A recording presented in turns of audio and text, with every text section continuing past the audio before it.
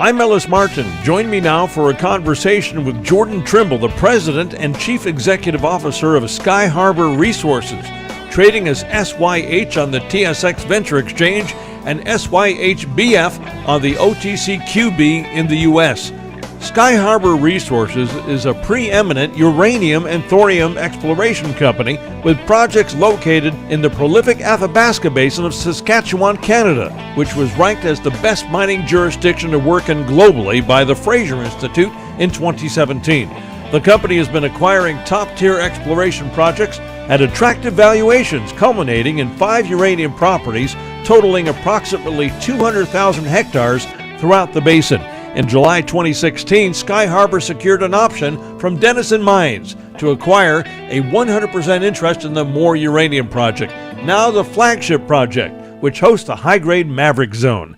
The company is run by a strong management and geological team who are major shareholders with extensive capital markets experience as well as focused uranium exploration expertise in the basin. Jordan, welcome to the program. Nice to have you on. Thanks for having me. If you don't mind, give our audience an overview of the company. Yeah, so Skyharbour Resources is a high-grade uranium exploration and early-stage development company. We've spent the last 5 years acquiring projects in the prolific Athabasca Basin, northern Saskatchewan. For those that aren't familiar with the basin, it's the highest-grade depository of uranium in the world. It's ranked the number 2 mining jurisdiction in the world by the Fraser Institute. We set out 5 years ago to build an asset portfolio that we could acquire in a depressed uranium market at very attractive valuations. We've been able to do that. We've vended in 5 properties now, about 500,000 acres of ground. We have high-grade uranium on several of them. They're all drill ready. Our flagship project is called the Moore Uranium Project. It's right in the thick of things on the eastern side of the Athabasca Basin, right on that main mine trend. It's had a lot of historical exploration, over 40 million in drilling, geophysics, work that dates back many decades. So it's a well-known property. We are going in there with a bit of a different look with the exploration. One of the big things we're going to be testing in this upcoming drill program starting in August is looking a little bit deeper under what's called the unconformity in the basement rocks. And I won't get too technical, but a lot of the recent high-grade discoveries like NextGen, like Fission, the Griffin deposit, that's Denison's, have been found in what's called the underlying basement rocks. And so this property has had a lot of drilling, but not into the basement rocks. So we're going to be looking there in this next program, which is a key catalyst for us coming up. Outside of that flagship and the focus for us at Moore, we have 4 other properties, and Skyharbour is unique in that we're a discovery-driven company. We offer investors exposure to high-grade discovery in the Athabasca Basin through our drilling at Moore, but we also act as a prospect generator. We have a big property package. We've consummated 2 deals thus far on these other properties, one with a strategic partner in Orono, which used to be called Areva. It's France's largest uranium mining company. They're spending up to $8 million to earn 70% on a project called Preston. This is over on the west side by Fission and NextGen. And then we did a deal with another company called Azincourt, similar deal, and earn in for 70%. They fund the exploration over the next few years. We get some cash and stock payments as well. So it's a great complement to our main focus on our flagship. It allows these other projects to be advanced, other companies funding that exploration. We benefit from the news flow. And if they find anything, we retain a minority interest and we'll see upside from that as well. Do you get sort of an indefinite royalty? Yeah, we will retain a minority interest. And so if they go out and they make a big discovery, for example, on those projects, we'll have the remaining minority interest that, at some point maybe we can look to sell, but we'll see, needless to say, a re-rating on the stock. 15% of a big discovery in the Athabasca Basin is worth a lot of money. Now tell us about your association with Denison. Yeah, so Denison's a strategic partner. We did a deal with them about 2 years ago, actually acquired our flagship project Moore from them. They're our largest shareholder. They own about 10% of the company. David Cates, who's the president and CEO of Denison and UPC, is a director of Skyharbour. So very close working relationship with Denison Mines. They're a New York listed and TSX listed company, and they're focused on developing the Wheeler project. As we all know, those of us who've followed the sector and those of us who've invested in uranium companies in the past and done very well, and then after the downturn, after Fukushima, have done poorly. The price of production with regard to uranium, it's not economic for a lot of companies, and you feel, of course, you've got high-grade uranium, you feel that's going to turn around, and let's hear why. Absolutely. I mean, look, when we started this company a few years back, we knew that we were not going to have a booming uranium market. That was actually what drew us into this. We're contrarians. We wanted to go out there and take advantage of a depressed market, acquire these projects on the cheap, assemble one of the best, I think, technical exploration teams out there.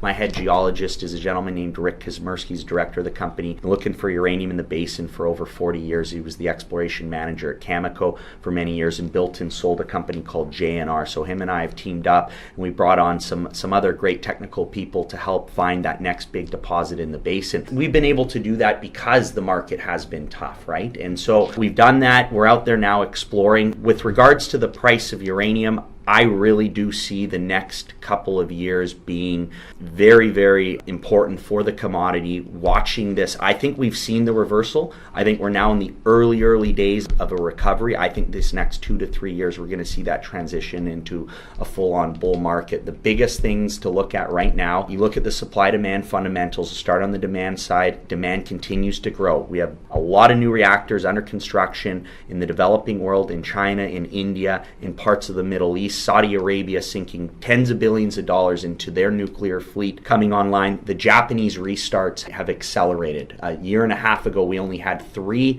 reactors that had restarted since Fukushima. We now have 9, so we're seeing them come back online. You have over 450 operating reactors globally. That's a lot of uranium consumed on an annual basis. In 2018, we'll see about 190 million pounds of uranium consumed. When we look on the supply side, we're only now producing in 2018 135 million pounds of uranium. There's a massive supply deficit, almost a third of the market. There's been major production cuts made by the 2 largest producers. Cameco shut down the world's largest and richest uranium mine called McArthur. I see that continuing. Then we have Kazatomprom. Kazatomprom effectively controls over 40% of global production. Kazakhstan's the world's largest producer of uranium. They operate the mines in Kazakhstan. Well, they've announced several cuts over the last year and a half. So here you have the 2 largest producers that account for well over 55% of global production that are basically driving. They're going to force this price higher. They need their mines to be economic. Kazatomprom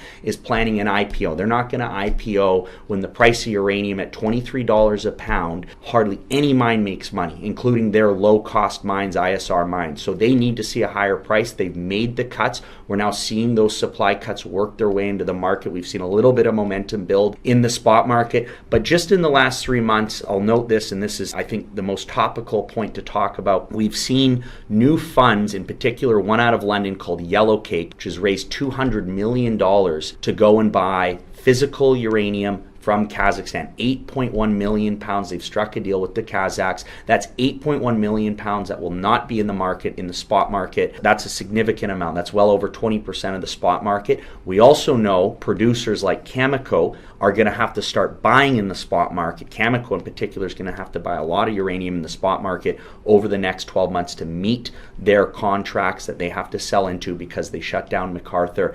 That is a massive amount of new buying coming into a relatively illiquid spot market. I think this will drive prices much higher in a very short period of time. Well, that's the intention. You've actually answered all the questions I had for you with a combination of Cameco and others cutting back intentionally to drive the price, and then the reporting going on by Yellowcake also intentionally to drive the price and control the market. It's actually going to work. It's sort of like a supercharged uranium energy OPEC. Yeah, absolutely it is. And, you know, if you look at, it's a great comparison, right? You look at OPEC and how much oil they produce. Well, you think about uranium. Uranium's a niche market. 2 producers in Kazatomprom and Cameco control the majority of production globally. And these 2 companies are obviously committed to seeing a much higher price. They have the lowest cost producing mines, and those mines are not making money at the current spot price. We're really not going to see a glut of production at any point, are we? Do you envision that? No, I mean, look, we have had, the reason we've seen the price decline as much as it has, pre-Fukushima $70 uranium down to less than 20 back in November of 2016.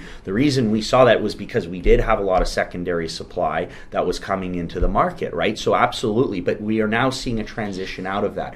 We're seeing a lot of the secondary supply, we're seeing secondary supplies waning, but we're now seeing this new demand coming online, right, in places like China. We're seeing the Japanese restarts, and we're seeing a lot of supply taken out of the spot market just in the last few months with Yellowcake. And then when Cameco starts buying in the spot market, that's a lot of buying pressure that comes into, again, a relatively thin market. Most uranium is traded through these long-term contracts. And that's another important point. When you look at the contracting cycle here, a lot of these contracts, these long-term contracts that mining companies sign with nuclear utilities, a lot of them are expiring in the next 5 or 6 years. Over 2/3 of them expire by 2025. So that means that the utilities companies have to come back and have to start negotiating at least with the mining companies on these long-term contracts. No mining company is going to enter into a 5 or 10 year long-term contract at the current spot price. It's just not going to happen. So you're going to have to see them willing to buy and enter into these contracts at higher prices, which will be positive for the price of uranium, which will be positive for any equity investor in a uranium mining company. How is Skyharbour positioned to leverage all the news that we've just discussed? And why don't you give our audience an idea of why they should consider looking at Skyharbour as a potential investment to add to their portfolio right now, and especially uranium? I think you've already spoken the case for uranium, but why Skyharbour? Sure, no, absolutely. It's a great question. Look, there aren't many uranium companies left. It's real simple. If you're looking at investing in gold, copper, oil, whatever the metal, whatever the commodity may be, there's a lot of different ways you can do it now, right? There's ETFs out there. There's certain investment products that you can go into, funds that you can go into, mining companies.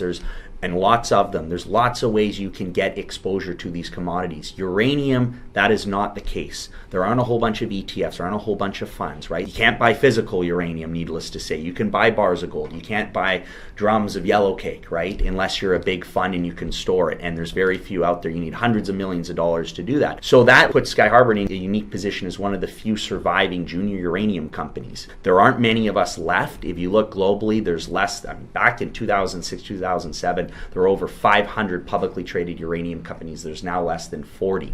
And if you look at the combined market cap or valuations of these companies, it's less than $15 billion.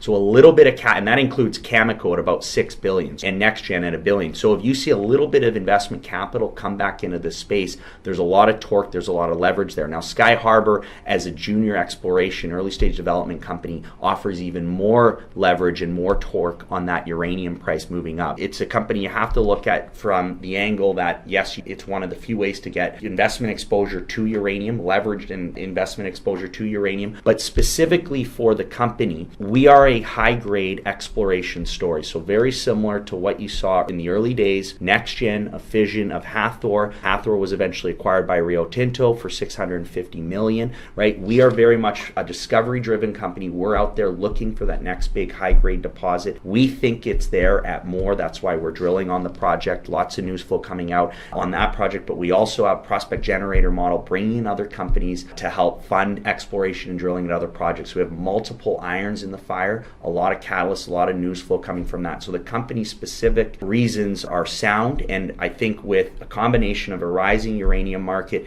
and exploration success, I think we're in good shape here over the coming years. You mentioned Hathor getting taken out, and I remember also a company called Mega years ago that did very well. If you're a project generator, you're not going to necessarily be taken out per se, are you? What's the scenario? Well, again, first and foremost, we are an exploration company, right? Our focus is at Moore. What prospect generation, we decided a couple years ago because we had a big property package in the Athabasca Basin, and a lot of them were simply collecting dust. Right? So what we did, we sat down, we said, you know what, we got to find a way to monetize these projects. We can't just let them sit there and do nothing.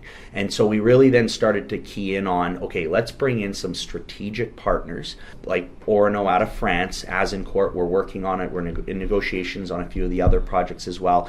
And let's complement our main strategy, which is high-grade discovery and exploration at our flagship. Let's complement that with prospect generation to monetize and bring in partners on these other projects. Let's talk about the share structure. That's what everybody wants to know right now. Yeah, so it's 55 million shares issued and outstanding. It's very well structured. I'll note the larger shareholders, management and insiders, we own just under 18%. We got a lot of skin in the game. At the end of the day, we are looking to build a company that would be something that could be acquired by a larger company. We did this. Jim Pettit, who's the chairman of the company, him and I ran a company called Bayfield Ventures previously. We sold that to New Gold. So we're very much after making a high-grade discovery. So we're very much in that mindset here. We have a few institutional investors that have come in the last couple of years. KS Investment out of Shenzhen, OTP Bank in Hungary. There's a handful of funds in the US and in Canada as well that own a few percent of the company. Marin Katuza in the KCR fund, he's been a cornerstone investor. The fund's been a cornerstone investor from day one. So it's got a good shareholder base. The institutional side of that has been growing recently. It's still a relatively small company. We're talking $22-23 million market cap. So it's still a big retail following, but we're seeing more institutional interest coming in to the uranium space. What is the share price? The share price right now is about 40 cents Canadian, about 32 cents US, and trades under the symbol SYH on the TSX Venture, and we have an OTCQB listing, SYHBF. Jordan, it's always a pleasure to see you and speak with you. Thank you so much for joining me today in the program. Thank you. I've been speaking with Jordan Trimble, President and CEO of Skyharbour Resources, trading as SYH on the TSX Venture Exchange and SYHBF on the OTCQB in the U.S. For the Ellis Martin Report and Skyharbour Resources, I'm Ellis Martin.